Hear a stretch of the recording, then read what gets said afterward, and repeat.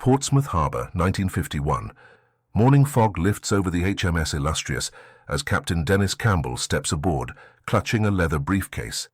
Inside, a simple sketch, a runway angled at 10 degrees. Nothing more. Yet this crude drawing would soon challenge everything the world's navies believed about aircraft carrier operations. Campbell knows the numbers by heart.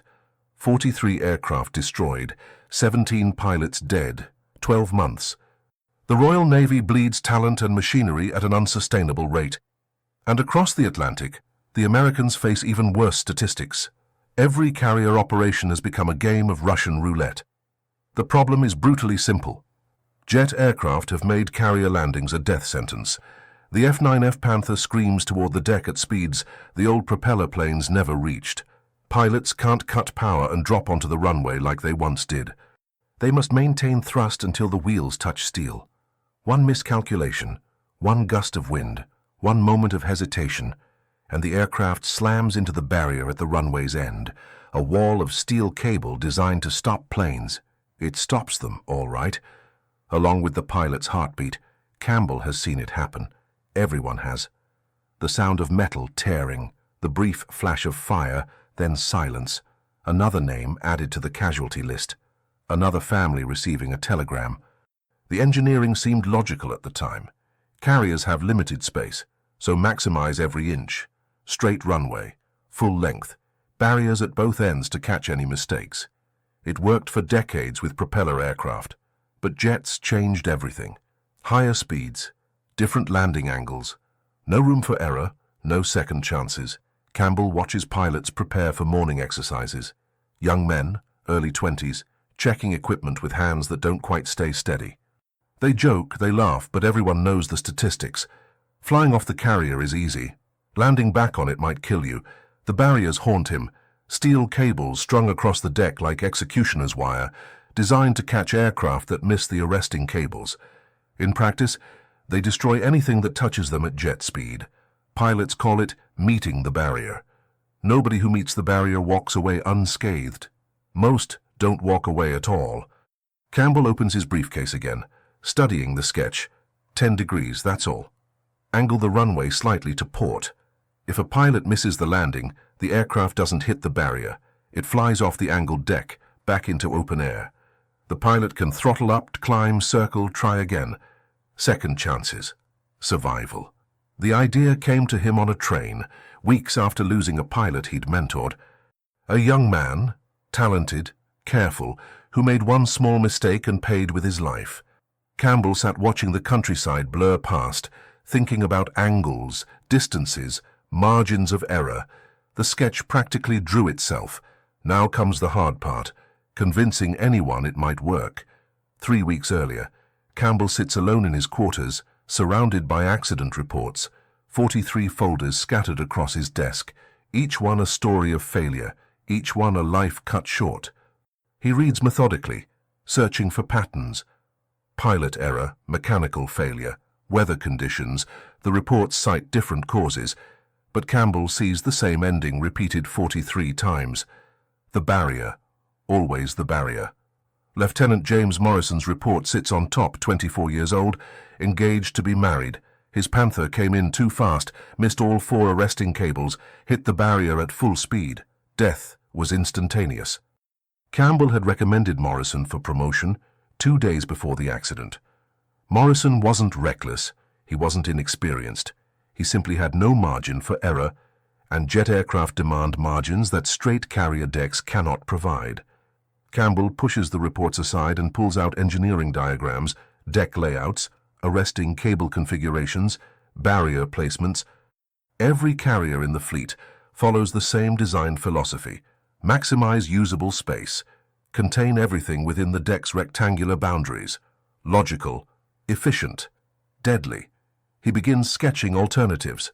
Longer runways, impossible, the ships are already built. More arresting cables. Pilots still need thrust, still approach too fast. Stronger barriers, that just makes the impact worse. Every conventional solution fails, because they all accept the fundamental premise. Aircraft must land parallel to the ship's center line. But what if they don't? The question arrives quietly, almost accidentally. Campbell stares at his sketch, then draws a diagonal line across the deck. 10 degrees, maybe 15, the runway angles to port, away from the ship's superstructure. A pilot coming in too fast wouldn't hit the barrier. He'd miss the deck entirely, flying off the angled edge back into open sky. Open sky means second chances. He works through the night, refining the concept. The forward portion of the deck remains straight for takeoffs. The landing area angles left. Aircraft that miss their landing simply fly away, throttle up, try again. No barrier, no impact, no death. The mathematics seem sound. The physics work. But Campbell isn't an engineer, and he knows what happens to captains who propose radical redesigns of naval architecture. Ridicule, dismissal, early retirement. Morrison's file catches his eye again. 24 years old. In the photograph, Morrison stands beside his Panther, grinning, confident, alive. Campbell makes his decision. He'll present the idea to the Ministry of Defense. They'll probably reject it. They'll probably think he's lost his mind. But Morrison deserves more than another accident report filed away in some forgotten cabinet. They all do. He gathers his sketches, organizing them into a presentation folder. The concept is simple enough to explain in minutes. Whether anyone will listen is another matter entirely. Outside his window, another Panther launches from the deck, climbing into grey morning clouds. Campbell watches until it disappears, then returns to his diagrams. Somewhere another pilot prepares to land. Another pilot trusts that the barrier won't be waiting. Ministry of Defense, London, February 1952. Campbell stands before a committee of 12 men who hold the power to approve or destroy his proposal in minutes. The room smells of tobacco and skepticism. Vice Admiral Thornton sits at the head of the mahogany table, fingers steepled, expression unreadable. Around him, naval architects, senior officers and ministry officials review Campbell's sketches with barely concealed disdain. A 10-degree angle, Thornton says, not looking up.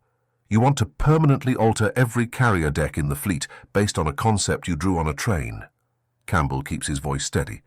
Based on 43 deaths in 12 months, and sir. The current system isn't working. The current system, interrupts Commander Blackwood, the senior naval architect, represents decades of proven engineering. Your proposal violates fundamental principles of carrier operations. Blackwood stands, approaching a wall-mounted diagram of a standard carrier deck. Aircraft land parallel to the ship's centerline. This alignment ensures maximum deck utilization and maintains operational efficiency. Your angled runway wastes precious space and creates unnecessary complications. Campbell anticipated this argument. The space we're wasting now is in the cemetery, sir. Silence. Several committee members shift uncomfortably. Thornton's expression hardens. Captain Campbell, emotional appeals won't change naval architecture. Then consider the mathematics. Campbell unfolds his calculations. Jet aircraft approach at 130 knots. Pilots need full thrust until touchdown. If they miss the arresting cables, they have exactly 2 seconds before impact with the barrier. 2 seconds to decide between certain death and ejecting over open water. The barrier exists for a reason, Blackwood counters, to prevent aircraft from colliding with other planes parked forward. My design eliminates that risk entirely. Angled runway, portside landing area. Missed approaches fly off the deck edge, not into parked aircraft. Pilots can abort, climb, attempt another landing. Impossible, Blackwood shakes his head. International maritime aviation conventions require landing parallel to ship movement. Your proposal would violate multiple treaties. Campbell hadn't considered international law. The objection hits harder than he expected. Thornton leans forward. Furthermore, carriers roll in heavy seas. An angled deck amplifies the instability. You'd make landing even more dangerous than it already is. With respect to sir, nothing is more dangerous than the current system. We're losing pilots every week. We're losing pilots because jet aviation is inherently risky, Thornton replies coldly. Your proposal doesn't change that. It simply moves the problem around without solving it. The committee murmurs agreement. Campbell sees his opportunity dissolving. Sir, I'm asking for one test. Paint a line on an existing deck. Let pilots simulate angled approaches. If it doesn't work, I'll never mention it again. Thornton exchanges glances with Blackwood. Denied. We won't waste resources on unproven theories. The Ministry has more pressing concerns than one captain's sketch. More pressing than 17 dead pilots.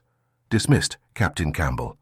The word lands like a barrier strike. Final. Absolute.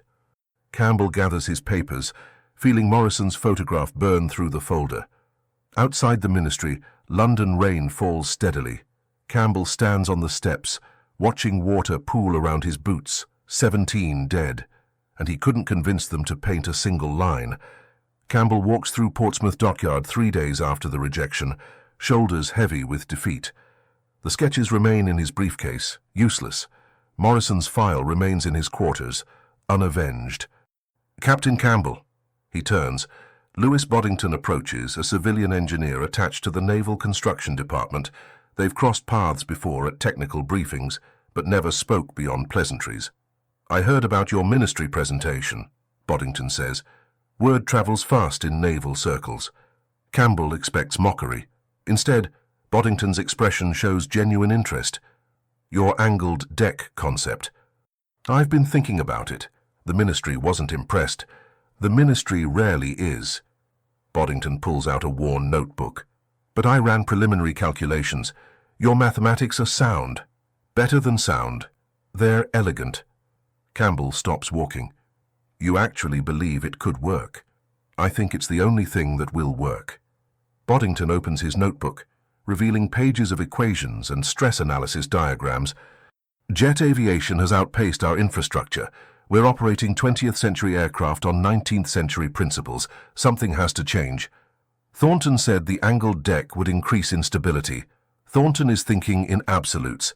Yes, carrier roll affects an angled deck differently than a straight one, but the calculations show the effect is manageable. More importantly, your design eliminates the barrier collision risk entirely. That trade-off saves lives. Campbell feels hope rekindling. The Ministry won't reconsider. Blackwood made that clear. Then we bypass them. Boddington closes his notebook. HMS Triumph is currently in refit. I have authorization to implement minor deck modifications for testing purposes. What if we painted your angled line on the deck? Not a permanent modification, just paint. No structural changes, no international treaty violations. A simulation. Exactly. Let pilots practice approaches along the angled line. If it works, we have proof. If it fails, we wash away the paint and nobody needs to know. Campbell understands the risk Boddington is taking. Unauthorized tests, even minor ones, could end a civilian engineer's career. Why are you doing this? Boddington looks toward the harbour, where HMS Triumph sits at dock. My nephew flies, attackers off carrier decks, 22 years old. Every time he launches, I wonder if he'll come back. Your idea gives him a second chance. That's worth risking some Ministry disapproval. The two men stand in silence, watching maintenance crews work on the Triumph. When can we start? Campbell asks. Triumph completes refit in 3 weeks. I'll arrange the paint crew. You arrange pilots willing to test unorthodox approaches. They'll volunteer. Pilots understand the problem better than any admiral. Boddington extends his hand. Then let's prove the Ministry wrong. Campbell shakes it firmly, feeling Morrison's ghost watching from somewhere beyond the grey Portsmouth sky. 3 weeks. 1 painted line. Everything depends on what happens next. HMS Triumph, April 1952. Dawn breaks over a deck marked with fresh white paint. A single diagonal line cuts across the landing area, 10 degrees to port. Simple. Revolutionary. Potentially catastrophic. Campbell stands beside the island's superstructure, watching the paint crew complete their work. Boddington checks measurements one final time, ensuring the angle matches their calculations exactly. 10 degrees 2 minutes, Boddington confirms. If this works, that line just became the most important paint stroke in naval aviation history. 6 pilots gather for the morning briefing, all volunteers. All aware they're testing a concept the Ministry explicitly rejected. Lieutenant Commander Peter Harris, the senior pilot, studies the deck layout with experienced eyes. You want us to approach along that line, Harris says. Miss the cables, Fly off the port edge instead of hitting the barrier. Exactly, Campbell replies. Maintain full thrust throughout. If you miss, you abort. Climb, circle, try again. No barrier. No impact. And if the angle throws off our approach entirely, if we can't judge the lineup correctly, then we wash away the paint and admit I was wrong. Harris considers this. Around him, the other pilots exchange glances. Finally, Harris nods. Morrison was my wingman. I'll fly first. The morning's first test approach comes at 800 hours. Harris's attacker circles the Triumph, lining up along the painted diagonal. From the deck, Campbell watches through binoculars, every muscle tense. The attacker descends, following the angled line perfectly. Harris maintains thrust, drops toward the deck, catches the third arresting cable. Clean landing, textbook. But that wasn't the real test. Next approach, Campbell orders. Deliberate miss, come in high, overshoot all cables. Harris acknowledges, climbs, circles again. This time, his approach is steeper, faster. The attacker roars over the deck, missing every arresting cable, heading straight for where the barrier would normally wait. Instead, the aircraft flies clear off the angled deck edge, port side, back into open air. Harris throttles up, climbs smoothly, banks for another approach. No barrier, no crash, no death. On deck, the observation crew erupts. Pilots pound each other's backs, grinning. Boddington scribbles furiously in his notebook, documenting every detail. Campbell feels something release in his chest, tension he's carried since Morrison's accident. Over the next 4 hours, all 6 pilots run repeated approaches, successful landings, deliberate misses, emergency aborts. Every scenario confirms the same result. The angled deck provides the margin of safety jet aviation desperately needs. By noon, Harris lands for the final time, climbs from his cockpit, and approaches Campbell directly. So that this needs to be on every carrier in the fleet, immediately. The ministry is wrong. Harris removes his helmet, revealing sweat-soaked hair and absolute conviction. I just missed 4 landings and walked away from all of them. With the old system, I'd be dead twice over. This works. Anyone who says otherwise hasn't flown jets off carrier decks. Campbell looks at the painted line gleaming in afternoon sun. One morning's test. 6 pilots. Irrefutable proof. Now comes the harder part. Convincing the people who rejected him that painted line needs to become permanent steel. Maryland, United States, September 1952. Commander Eric Brown steps into a conference room filled with skeptical American faces. The Royal Navy's chief test pilot carries Campbell's data, Boddington's calculations, and 4 months of successful British trials. The Americans aren't impressed. Gentlemen, Brown begins, the angled deck has eliminated barrier crashes in British carrier operations, 0 fatalities in 16 weeks of testing. Rear Admiral Mitchell leans back, arms crossed. Commander Brown, the United States Navy operates the largest carrier fleet in the world. We don't redesign our entire infrastructure based on British experiments with paint. The experiments proved that British pilots can follow a painted line. Congratulations. Mitchell's tone drips condescension. Our operations are considerably more complex. Higher sortie rates, larger aircraft, multiple simultaneous recoveries. Your little angled runway doesn't scale to American requirements. Brown expected resistance, but not outright dismissal. Sir, you're losing pilots at twice the rate we were. Last month alone.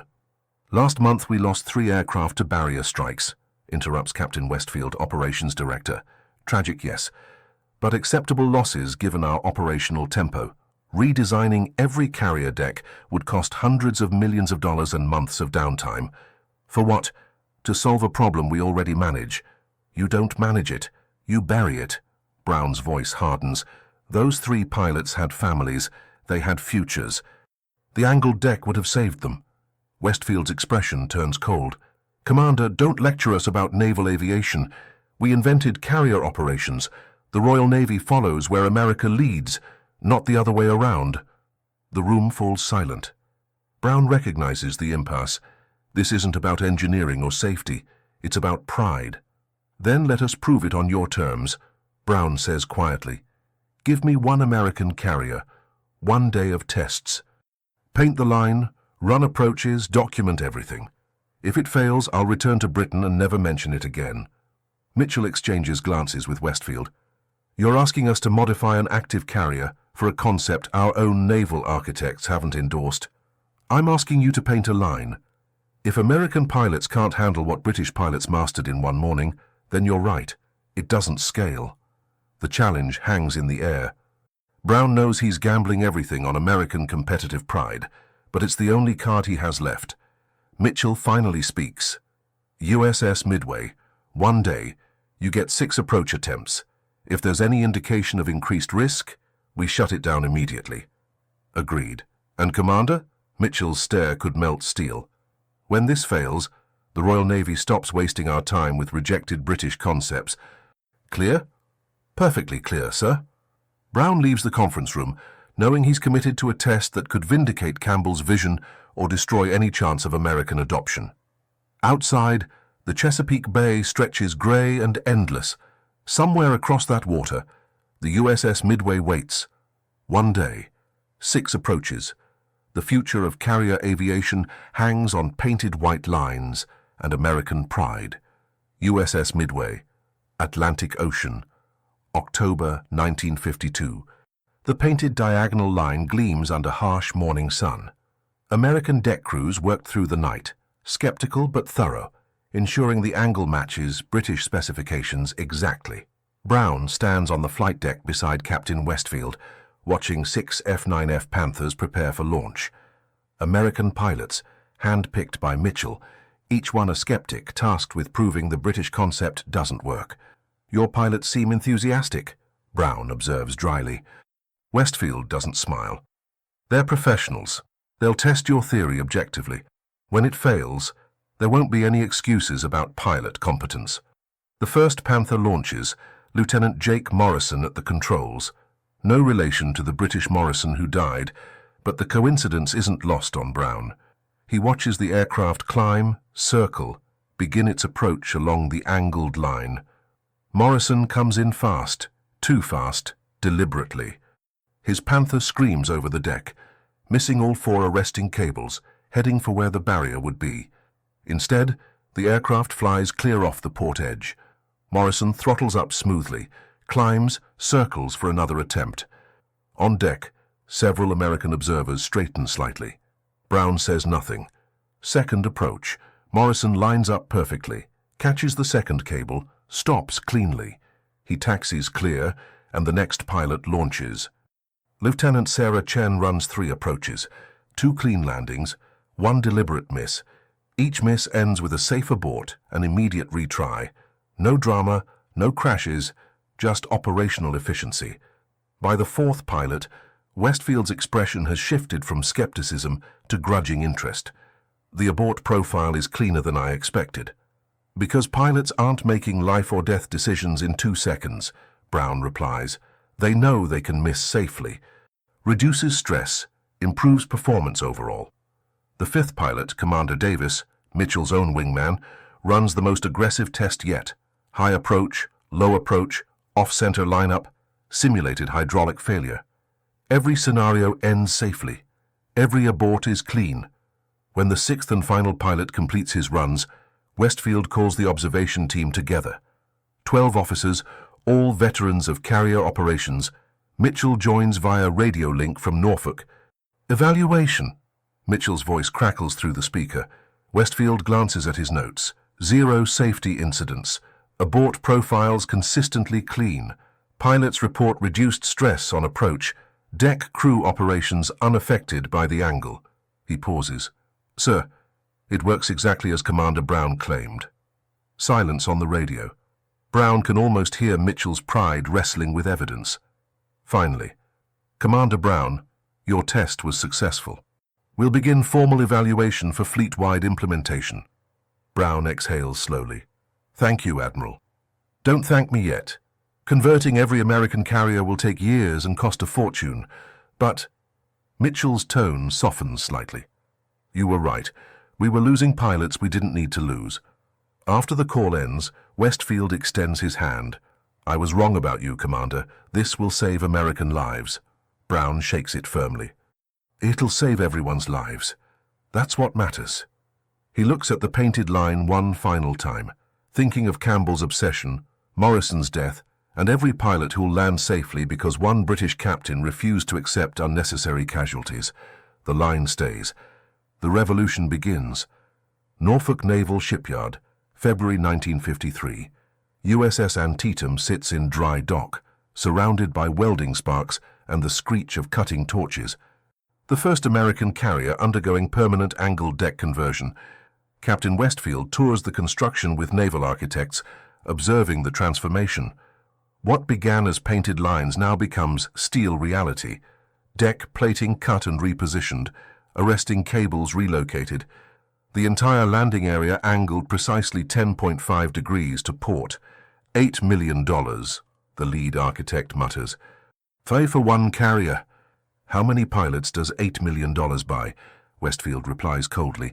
The architect says nothing. Across the Atlantic, HMS Ark Royal takes shape in a British shipyard. Unlike Antietam's retrofit, Ark Royal is being built from the keel up with an angled deck as part of its original design. The future, constructed in steel rather than painted afterward. Campbell visits the construction site, standing in what will become the angled landing area. Workers swarm around him, welding, riveting, building his sketch into reality. He holds the original drawing, the one from the train, now framed and faded. Thinking about Morrison. Boddington appears beside him. "Always." Campbell pockets the drawing. "He died because we were too stubborn to change. How many others died for the same reason? And how many will live because you refuse to accept that stubbornness?" The question hangs unanswered as a foreman approaches with construction updates. The Ark Royal will be operational within 8 months. 3 more British carriers are scheduled for angled deck retrofits. The Americans plan to convert their entire Pacific fleet by 1955. At Patuxent River Naval Air Station, pilots undergo retraining for angled deck operations. The curriculum, developed jointly by British and American test pilots, emphasizes the psychological shift. Missed landings are no longer emergencies, but routine aborts. Lieutenant Chen, who tested the Midway configuration, now instructs new pilots. "The angled deck gives you options," she tells a class of rookies. "You come in wrong, you abort. No barrier, no panic, no death. Simple as that." One young pilot raises his hand. "Thomas, why didn't they design carriers this way from the beginning?" Chen pauses. "Because jet aircraft came before jet thinking. Someone had to bridge that gap." By June 1953, preliminary statistics emerge. British carriers with angled decks, 0 barrier fatalities in 9 months. American carriers still operating straight decks, 17 barrier crashes, 11 fatalities in the same period. The numbers speak louder than any engineering report. France announces plans to retrofit their carrier Clemenceau. Australia follows suit with HMS Melbourne. Even the Soviet Union, through intelligence channels, begins studying angled deck configurations for their developing carrier program. The innovation spreads like a cure for a plague. Campbell receives a quiet commendation from the Admiralty. No public ceremony, no medals, just a letter acknowledging his contribution to naval aviation safety. He frames it beside Morrison's photograph in his quarters. 17 British pilots, he says to the photograph. 11 Americans, 28 men who didn't need to die. Morrison's frozen smile offers no response. But somewhere over the Atlantic, a pilot misses his approach on HMS Ark Royal, aborts smoothly, circles, and lands safely on his second attempt. The barrier that would have killed him no longer exists. Portsmouth, 1978. 26 years after the painted line on HMS Triumph, Captain Dennis Campbell, now retired, walks along the harbour where his obsession began. The carriers have changed. Modern vessels dwarf the illustrious and triumph of his era. But every single one carries the angled deck, 10.5 degrees to port Nankin, standard across every navy in the world.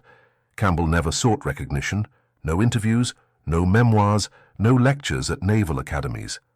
He refused a knighthood in 1960, claiming he'd simply done his duty. The ministry, embarrassed by their initial rejection, quietly let him fade into obscurity, but the pilots remember. At the officers' club, a young lieutenant commander approaches Campbell's table. "Sir, are you Captain Dennis Campbell?" Campbell looks up from his newspaper. "Retired, just Dennis now." "Sir, I flew Panthers off the Midway in '71. Made a bad approach in heavy seas, missed all the cables." The young officer's voice tightens.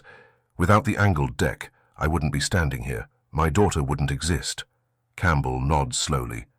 "How old is she?" "6, sir. Her name is Sarah." "Then Sarah's existence is worth more than any medal they could have given me." The officer lingers, wanting to say more, but Campbell returns to his newspaper. The conversation is over. Later, walking home through evening rain, Campbell passes a bookstore. In the window, a new naval history text displays a chapter titled Innovations in Carrier Aviation. He doesn't enter. He knows what it says. The angled deck described as a collaborative development by multiple engineers. His name mentioned briefly, if at all. History prefers committees to individuals. Revolutions documented as collective achievements rather than lonely obsessions born from grief. Campbell doesn't mind. Morrison's photograph sits on his mantel at home, alongside letters from other families, parents thanking him for innovations that saved their sons, wives grateful their husbands came home, children who grew up with fathers because a painted line became standard procedure. 43 British pilots died before the change, hundreds of Americans. But in the 26 years since the angled deck's adoption, barrier fatality rates dropped 94%. Thousands of pilots walked away from missed approaches that would have killed them on straight decks. The mathematics of salvation, one captain's sketch, multiplied across decades and navies, equals thousands of lives continued. Campbell unlocks his front door, removes his wet coat, and sits in his familiar chair. Outside, Portsmouth Harbour churns under storm winds. Somewhere out there, carriers operate in heavy seas. Pilots miss approaches. Aircraft abort safely. The barrier waits for no one anymore. Morrison's photograph watches from the mantel as Campbell closes his eyes, finally at peace with the obsession that defined his life and saved thousands he would never meet.